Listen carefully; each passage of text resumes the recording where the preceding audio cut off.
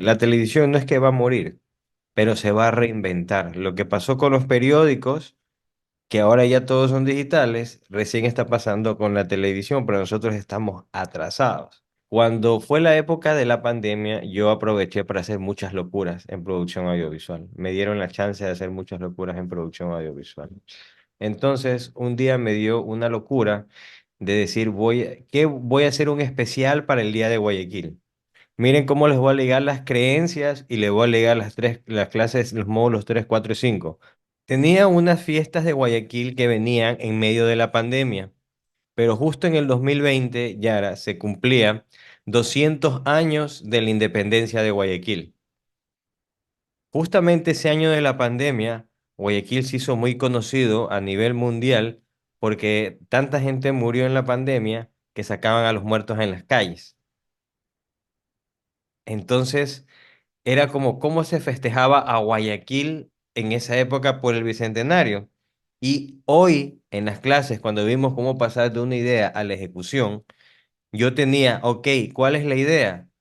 Festejar a Guayaquil, porque es una independencia. Pero ahí hice un clic, hice una pausa. Y escúchame bien esto, Génesis, escúchame bien esto, Cristian. Me puse a ver cuál es realmente la idea que yo quiero hacer en esta fiesta. Es una independencia. Y dije, no, wait, una fundación es una fiesta, porque una fundación es una creencia de un nacimiento, ¿correcto?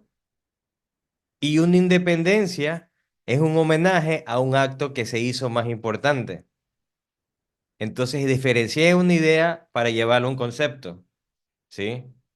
Una independencia es un homenaje y una fundación es un cumpleaños.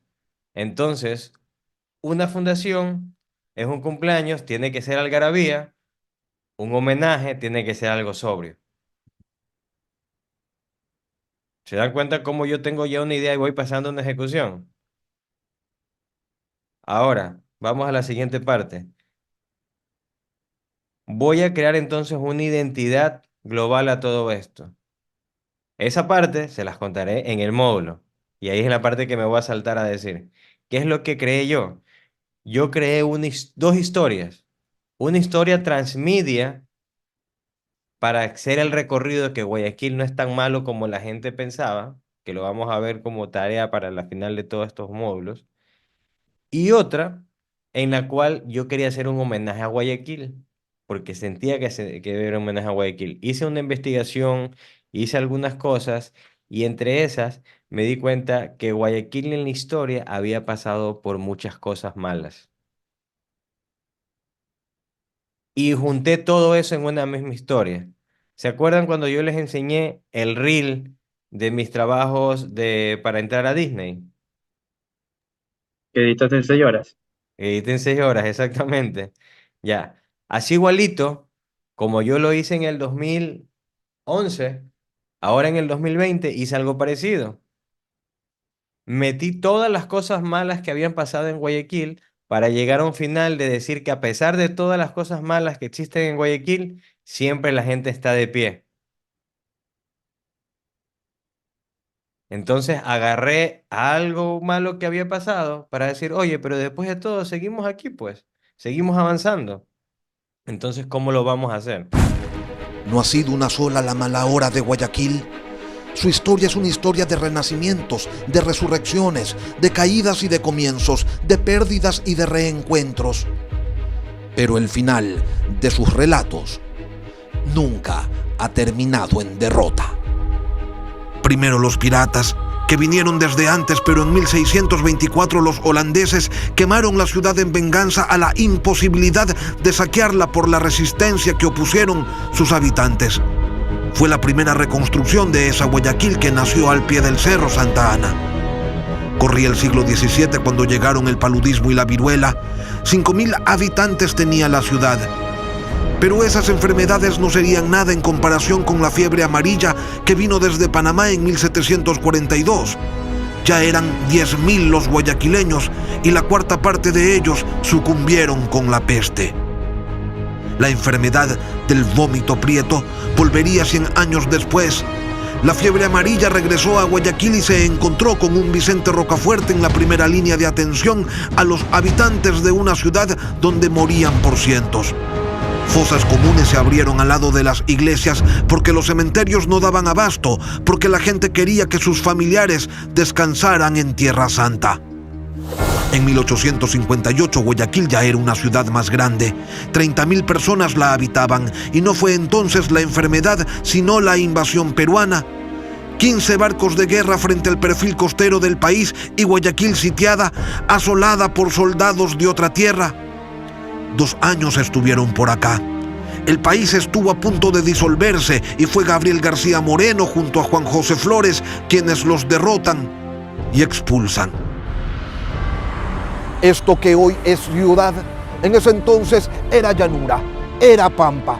Y siendo este el lugar definitivo de la derrota de los invasores, años pasaron para que al expresidente Gabriel García Moreno le hicieran un monumento en esto que hoy es un parque, el Parque de la Victoria. No pasó demasiado tiempo para que volviera por estas tierras a instalarse la tragedia, esta vez en forma de candela. Dice la historia que el incendio fue provocado, que fueron los conservadores que querían volver cenizas las ideas federalistas y que se les fue la mano. Era 6 de octubre y era 1896 y fue aquí, en Aguirre y Malecón, donde comenzó aquella noche de infierno. Pero 6 años después, en 1902, otro incendio terminaría de quemar lo que había quedado de ciudad. Se había perdido todo. Y fue entonces cuando todos pensaron que los habitantes se irían para otro lado, porque parecía que la mala suerte se había ensañado con Guayaquil, que ya era demasiada desgracia. Pero no. Porque había una conexión extraña entre este espacio y su gente, que resolvió quedarse aquí para toda la vida. Y entonces, sobre la nada, comenzaron los preparativos para los festejos del primer centenario y 1920 llegó. Y para recibirlo hubo una ciudad nueva que se había hecho, con ganas y con detalle. Un siglo ha pasado desde entonces, y como en aquel tiempo la ciudad está golpeada. Pero nadie se va de aquí. Como en esa época, resurge la tenacidad de un pueblo que sabe que su tierra es donde está su hogar y su trabajo. De gente que tiene como lema y bandera que si aquí se termina algo, pues aquí se lo recomienza, aquí se lo reconstruye. Porque en Guayaquil huir nunca fue una opción. Y levantarse ante la adversidad puede ser un ejercicio cotidiano.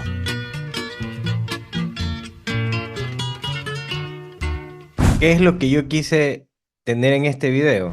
Como era un video histórico, mi idea global era, si tengo que contar la historia, no quiero contar la historia como a mí me la contaron cuando era pequeño, porque me la hicieron aburrida.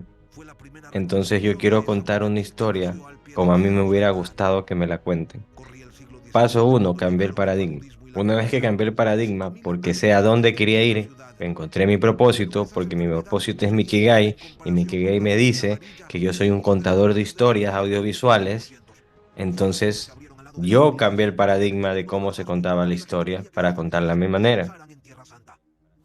En ese momento, yo quería entonces decir, mi idea es contar la historia de cómo Guayaquil ha tenido tantas cosas malas, pero a pesar de lo malo, siempre está resurgiendo y cada vez sigue creciendo más.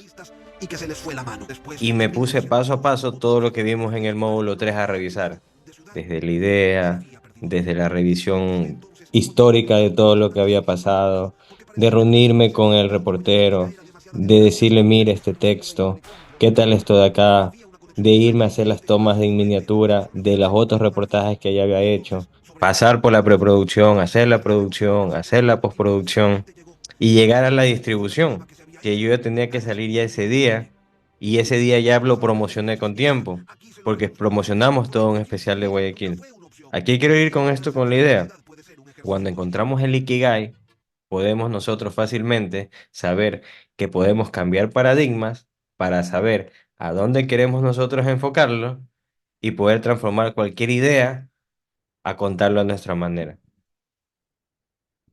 ¿Se entendió? con esto que hemos conversado ahora, ¿qué clic te hace con los módulos 3, 4 y 5 que quisieras conectar? Porque esto que tú ves, este video que vieron todos, es para televisión. ¿Por qué? Porque está un poquito largo. Si ustedes lo hubieran visto normal en internet, quizás si los veían, si se ponían a verlos, les llamaba la atención, pero no tenía muchos elementos de audiencia digital que haga que tú le hagas clic para verlo. Eso lo vamos a ver más adelante. Entonces, ¿qué tenía que hacer yo? Yo tenía que haber hecho, aprendemos esto, yo tenía que haber hecho mini clips con todos los años que habían pasado para hacer shorts cortos, nuggets de esto, que me promocionen en redes sociales la historia de Guayaquil con un concepto. El concepto es Ujú, 200 años de pie. ujú, Y ahí yo conectaba, ¿sabes qué? Con esto van a tener un especial y lo conectaba a la tele. Y lo de la tele lo conectaba a YouTube. Y comenzaba a hacer una cosa más transmedia. Porque en el relato, como mi idea principal fue contarlo como manera de un profesor de historia, pero una historia como a mí me hubiera gustado que me la cuenten, la podía ver desde un chiquito hasta un adulto. Un chiquito para aprender y un adulto para decirme es incorrecto o es incorrecto. Y eso en publicaciones de los shorts me iba a dar muchos inputs de entrada para yo poder tener comentarios, para poder tener reacciones. ¿Por qué? Porque estaba yo hablando de un tema que a todos nos importa. Porque estaba aprovechando el momento, estaba aprovechando la situación. ¿Cuál es la situación? La pandemia. Entonces, si era algo bueno que yo te quería contar, la gente en ese momento lo que quería luego de 8 meses de pandemia era noticias buenas. Entonces, ponle lo bueno que ha tenido Guayaquil. ¿Se dan cuenta cómo de un solo concepto salen muchas ideas? No es lo mismo decir, voy a tener una idea para sacar muchos conceptos, eso está mal. Se saca un concepto para tener muchas ideas. El concepto es la base de todo, es lo que sostiene todo. ¿Cuál fue mi concepto? Acuérdense, mi concepto es 200 años de pie. ¿Cuál es mi idea? Contar una historia de Guayaquil levantándose. ¿Cuál es mi idea? Hacer cortos, hacer nuggets de pequeñas historias. ¿Cuál es mi idea? Hacerle una entrevista al reportero, ¿qué tal le pareció escribir esta historia? ¿Cuál es mi otra idea? Hacer tras cámaras de cómo se hizo toda esta producción. ¿Te das cuenta cómo salen ideas con un concepto? Esa es la forma de nosotros hacer campañas. Y eso lo vamos a profundizar en el siguiente módulo.